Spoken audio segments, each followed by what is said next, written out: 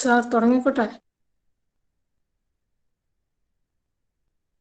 Okay.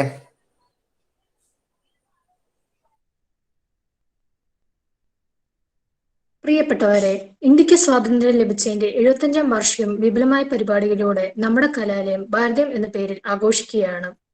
ഭാരതീയം പ്രോഗ്രാമിലെ കേരളത്തിൽ നിന്നുള്ള സ്വാതന്ത്ര്യ സമര സേനാനികളെ അനുസ്മരിക്കുന്നതിന് പ്രഭാഷണ പരമ്പരയാണ് കേരള കേസരി എന്നത്. കേരള കേസരിയിലെ രണ്ടാമത്തെ പ്രഭാഷണമാണ് ഇന്ന് നടത്തപ്പെടുന്നത്. ഈ യോഗത്തിലേക്ക് എല്ലാവരെയും സ്വാഗതം ചെയ്യുന്നു. ഈ യോഗത്തില് ഔപചാരികമായ സ്വാഗതം ആശംസിക്കാൻ കുമാരി അഖില അജയനെ ക്ഷണിക്കുന്നു. മാന്യ സദസ്സിന് നമസ്കാരം. എന്റെ കർത്തവ്യം സ്വാഗതം പറയുക എന്നതാണ്. ഈ യോഗത്തിലേക്ക് college principal doctor Shaila Abraham മാഡത്തിനെ ഹൃദയപൂർവ്വം സ്വാഗതം ചെയ്യുന്നു. മർത്തലാഷൻ സെന്റർ ഫോർ ഹ്യൂമൻ എംപവർമെന്റ് കോഓർഡിനേറ്ററും അധ്യക്ഷനുമായ ഡോക്ടർ വിപിൻ സാറിനെയും യോഗത്തിലേക്ക് സ്വാഗതം ചെയ്യുന്നു. മുഖ്യ പ്രഭാഷണം ചെയ്യുന്ന first year BSc chemistry miss Shimina ഷാജിനെ ഈ യോഗത്തിലേക്ക് സ്വാഗതം ചെയ്യുന്നു. കൃതജ്ഞത അർപ്പിക്കുന്ന മിസ് ലക്ഷ്മിപ്രിയ AM-നെ ഈ യോഗത്തിലേക്ക് സ്വാഗതം ചെയ്യുന്നു.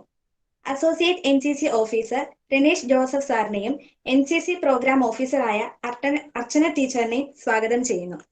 എല്ലാ NCC NSS വോളണ്ടിയേഴ്സിനെയും സ്വാഗതം ചെയ്തുകൊണ്ട് എന്റെ വാക്കുകൾ നിർത്തുന്നു. നന്ദി.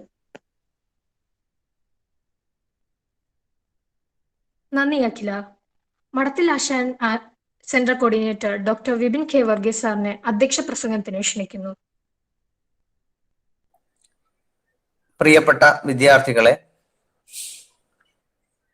നമ്മുടെ ഭാരതീയം പ്രോഗ്രാമിനെ കുറിച്ച് നിങ്ങൾക്ക് എല്ലാവർക്കും പരിചയമായി. ഏകദേശം 1 മാസമായി നിങ്ങൾ ഭാരതീയം പ്രോഗ്രാമിൽ പങ്കെടുത്തുകൊണ്ടിരിക്കുകയാണ്. ഭാരതീയം പലതരത്തിലുള്ള പ്രോഗ്രാമുകളുണ്ട്. നിങ്ങൾ 2-3 പ്രോഗ്രാമുകളാണ് നിലവിൽ അറ്റൻഡ് ചെയ്തിരിക്കുന്നത്. അത് പുതിയൊരു സീരീസ് ആണ് ഇപ്പോൾ നിങ്ങളുടെ മുമ്പിലേക്ക് അവതരിപ്പിക്കപ്പെടുന്ന കേരള കേസരി. കേരളത്തിൽ നിന്നുള്ള ധീരദേശാഭിമാനികളായ സ്വാതന്ത്ര്യ സമര സേനാനികളെ നമ്മൾ അനുസ്മരിക്കാനും അവരുടെ മഹത്തായ ത്യാഗത്തെ ഒന്നുകൂടി ഓർമ്മിക്കുവാനും ഒക്കെ ഉള്ള ഒരു അവസരമായിട്ടാണ് ഈ പ്രഭാഷണ പരമ്പര ക്രമീകരിച്ചിരിക്കുന്നത്.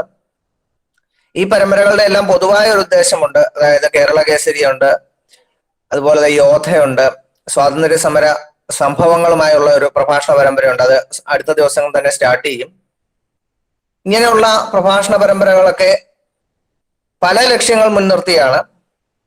ദേശാഭിമാനികളെയും അതോടൊപ്പം തന്നെ സ്വാതന്ത്ര്യ സമരത്തിലെ സുപ്രധാന സംഭവങ്ങളെയൊക്കെ നമ്മൾ ഓർക്കുന്നു, അല്ലെ ആ കാര്യങ്ങളൊക്കെ മനസ്സിലാക്കുന്നു. അതോടൊപ്പം തന്നെ ഈ പ്രോഗ്രാമുകളുടെ എല്ലാം പൊതുവായ ഒരു പ്രത്യേകത, ഞാൻ ഈ പറഞ്ഞ 2-3 പ്രോഗ്രാമുകളുടെ ഒരു പൊതുവായ പ്രത്യേകത എന്ന് പറയുന്നത് ഇവിടുത്തെ റിസോഴ്സ് പേഴ്സൺസ് നിങ്ങൾ തന്നെയാണ്, വിദ്യാർത്ഥികൾ തന്നെയാണ്.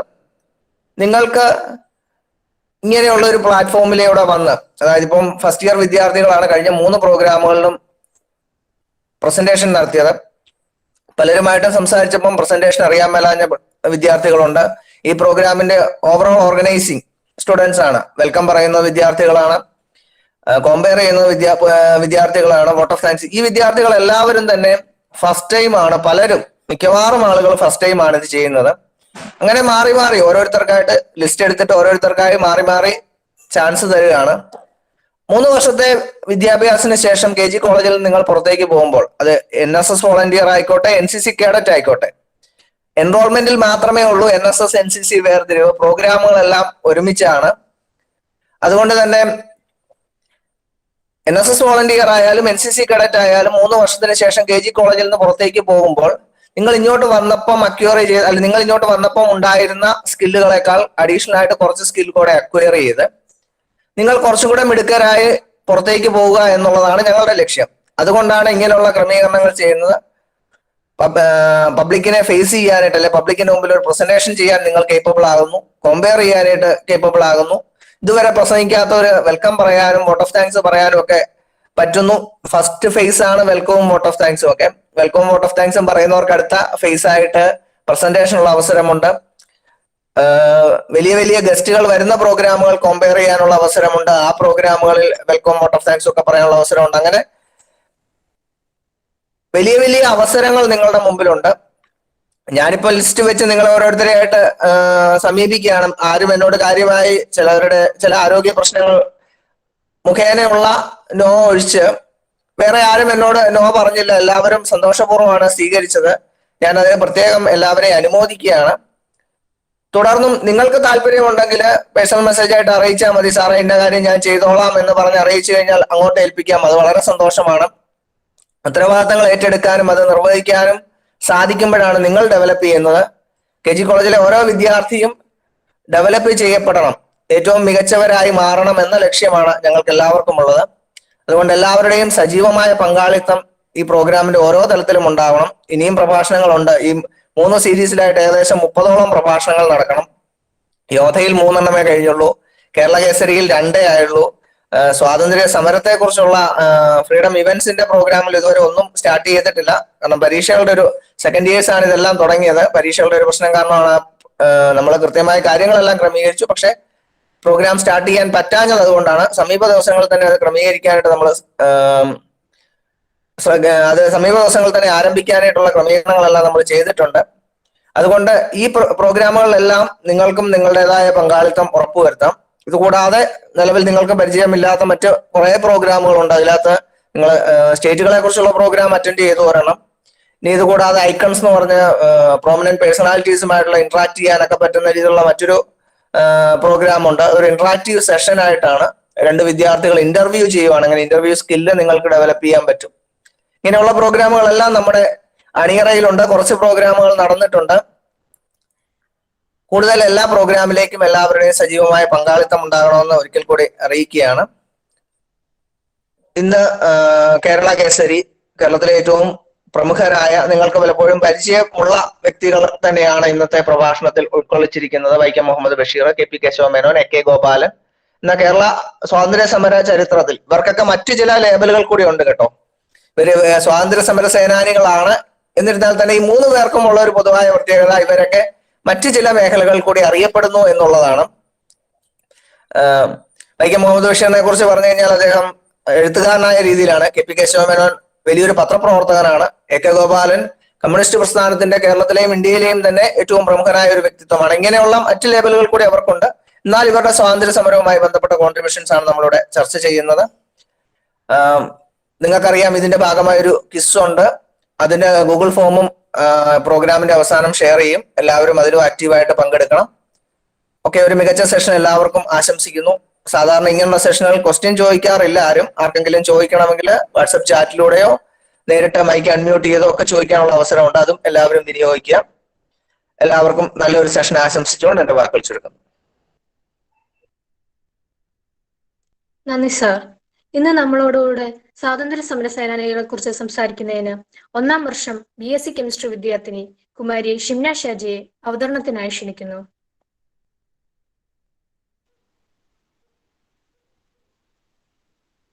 മനസ്സ് നന്നാവട്ടെ. It is midnight on August 15, 1947. India gained independence from the British government. We know a lot of freedom fighters behind this. Let me introduce a few of them. Vaikam Muhammad Bashir, KP Keshav Menon, AK Gopalan.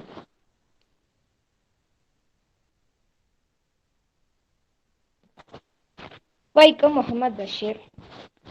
Vaikam Muhammad Bashir, also known as Baipur Sultan, was an Indian independence activist and writer of Malayalam literature. He was a writer, humanist, freedom fighter, novelist, and short story writer. Noted for his path-breaking, down-to-earth style of writing that made him equally popular among literary critics as well as the common man. His notable works include Bali Khalasagi, Shabdhangal, Pathumayude Aadu, Madhilukal, Janmadinam, and Anarga Nimisham, and the translations of his works into other languages have earned him worldwide acclaim. The Government of India awarded him the 4th Highland Civilian Honour of the Padma Shri in 1982. He was also a recipient of the Sahitya Akademi Fellowship, Kerala Sahitya Akademi Fellowship, and the Kerala State Film Award for Best Story. Starting life's journey, Bashir was born on January 21, 1909 in Talayolaparam near Vaikam at Kottayam district. After completing his primary education at a local Malayalam medium school, he joined an English medium school in Vaikam 5 miles away for higher education. It was during this time he met Mahatma Gandhi when the Indian independence movement leader came to Vaikam for the Satyagraha. which later came to be known as Vaikam Satyagraham, and he became his follower. He started wearing khadi inspired by the Swadeshi ideals of Gandhi. Bashir would later write about his experience on how he managed to climb on the car in which Gandhi traveling and touch his hand. Freedom struggle involvement. He resolved to join the fight for an Indian independence, leaving school to do so while he was in the fifth form. Bashir was known for his secular attitude and he treated all religions with respect. Since there was no active independence movement in Kochi, being a princely state, he went to Malabar district to take part in the Salt Satyagraha in 1930. His group was arrested before they could participate in the Satyagraha. Bashir was sentenced to the three prisons in Parliament and sent to Kannur prison. He became inspired by the stories of heroism by revolutionaries like Bhagat Singh, Sukhdev Thabar, and Shivaram Rajguru, who were executed while he was in the jail. His release, along with 600 of his fellow prisoners, came in March 1931 following the Gandhi-Irwin Pact. Once free, he organized an anti-British movement and edited a revolutionary journal, Ujjivanam, because of which an arrest warrant was issued on him and he left Kerala.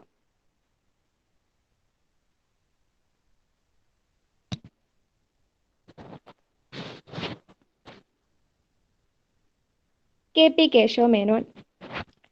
He was born in Tarur village of Palakkad on 1st September 1886 as a son of Bhiman Achan and Kizhakepetta Veetil Meenakshi Nethyar. His full name is Kizhakepetta Keshav Menon. Since childhood, he was interested in social activities and service. During his academic years at Chennai, he used to listen to the speeches of political leaders belonging to different parties. As a writer, Bilati Vishesham earned him recognition. While studying at England, he remained an Indian, yet he accepted many good qualities like dedication to job and punctuality. He was fortunate to communicate with great Indian personalities like Tagore, Lala Lajpat Rai, Gopal Krishna Gokhale during his stay at London.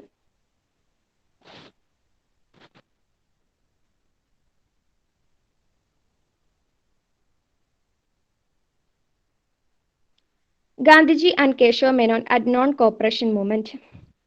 Since 1915, he served as a lawyer for 3 years at Kozhikode.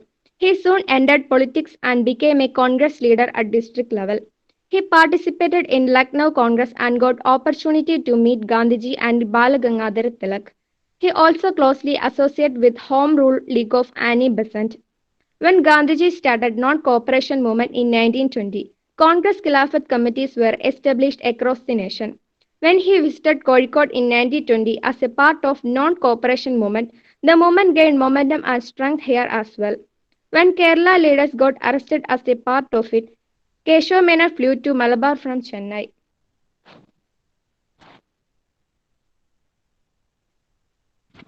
Founder of Madhrubhumi Daily, for which he is remembered most. He felt the need to strengthen the nationalist movement through a publication, and then how the idea of Madhrubhumi Daily born in his mind. Apart from Keshav Menon, many others tried for the establishment of Madhrubhumi Daily. Its first copy was published and released on 1923 March 18. He served as the managing director of its first edition as well.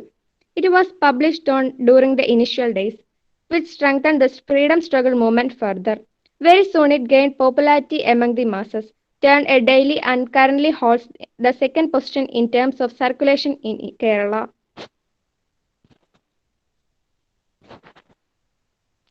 A lovable human being and idealist. Love is the most essential factor of human life and it should start from the family and far spread slowly. Through his observation, he believed so. He was one of the earliest to advocate the abolishing of untouchability in Kerala. His writings were so simple, yet stylish and filled by humbleness and simplicity. Bilathi വിശേഷം, രാഷ്ട്രപിതാവ്, യേശുദേവൻ, വിജയത്തിലേക്ക്, സായാഹ്ന ചിന്തകൾ, കഴിഞ്ഞ കാലം, അസ്തമയം, ഭൂതവും ഭാവിയും are his major works. He is a recipient of the first fellowship of Kerala Sahitya Akademi, Kerala Sahitya Akademi Award and Kendra Sahitya Akademi Award. Government of India honored him with Padma Bhushan and Calicut University felicitated with an honorary doctorate. He also served as Indian High Commissioner at Sri Lanka. He passed away on November 9, 1978.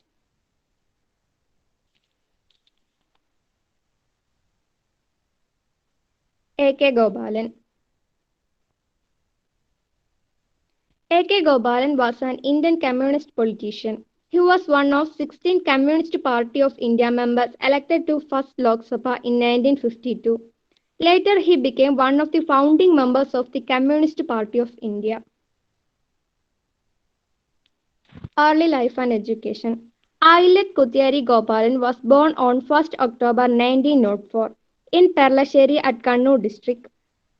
He was educated at Basel Evangel Mission High School, Talasheri.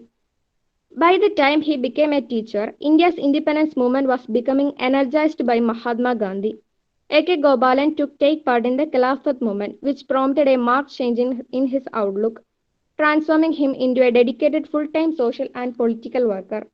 He was always involved in Malabar Revolution.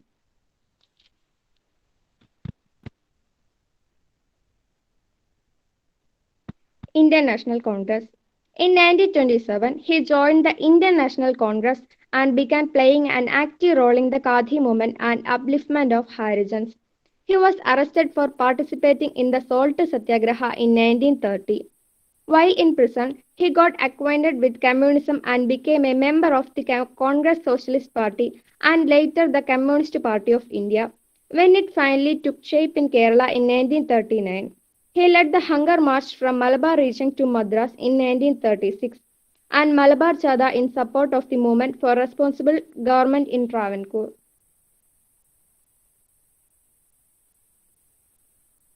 Further arrest.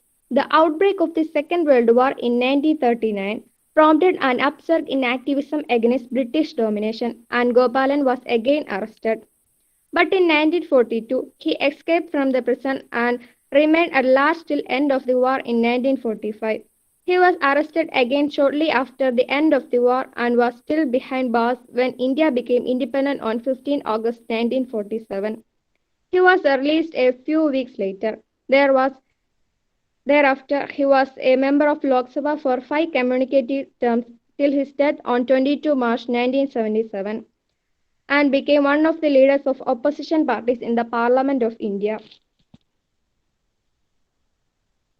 During the Sino-Indian War in 1962, A.K. Gopalan, along with other Indian communists like EMS, took an impartial view and requested both nations to discuss and settle the matter peacefully. The official leadership of the party at that time denounced this and supported the India government. Many leaders of the left group were arrested with the support of leadership of the party. When the party leadership blocked the publication of an article written by the General Secretary EMS condemning government for attacking the left leaders in the party using the cover of the war. He himself quit the post and supported the left group. A.K. Gopalan was part of the left group and faced disciplinary actions by the party leadership dominated by the right. During this time, a newspaper published a letter illegally written by rightist leaders S.A. Dank to the British during the freedom struggle. In this letter, he promised to keep away from the freedom struggle if granted bail. This was used by the left group to beat the right. When the demand of the left group to set up a party-level inquiry about the letter of S.A. Dank was rejected in the National Council of CPI, the left group walked away and formed a new party. A.K. Gopalan joined the New Breakaway faction, which later came to be known as Communist Party of India. He also wrote extensively. His autobiography, Ende Jeevitha Katha, has been translated into many languages. His other works include For Land, Around the World, Work in Parliament, and Collected Speeches, all in Malayalam. He passed away on 22 March 1977.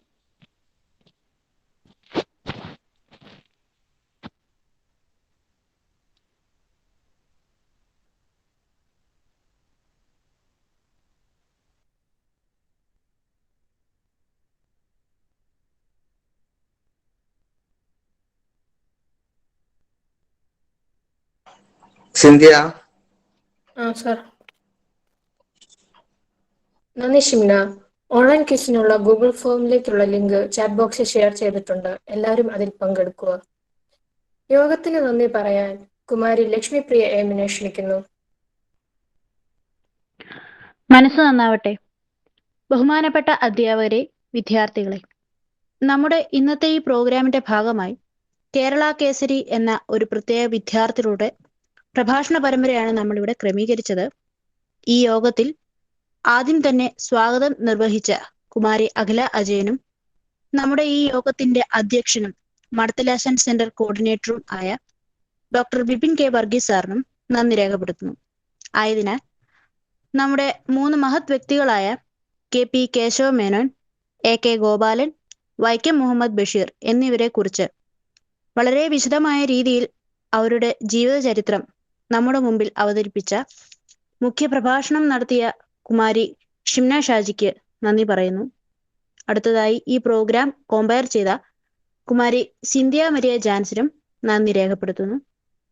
ഈ പ്രോഗ്രാമിൽ പങ്കെടുത്ത associate NCC officer Ranish സാറിനും NSS programme officer അർച്ചന ടീച്ചറിനും KG college principal Shaila ടീച്ചറിനും നന്ദി പറയുന്നു. പ്രോഗ്രാമിൽ പങ്കെടുത്ത എല്ലാ വിദ്യാർത്ഥികൾക്കും നന്ദി രേഖപ്പെടുത്തിക്കൊണ്ട് എന്റെ വാക്കുകൾ നിർത്തുന്നു. നന്ദി, നമസ്കാരം. നന്ദി ലക്ഷ്മിപ്രിയ. മീറ്റിംഗ് അവസാനിച്ചിരിക്കുന്നു. എല്ലാവർക്കും ലെഫ്റ്റ് ആവാം.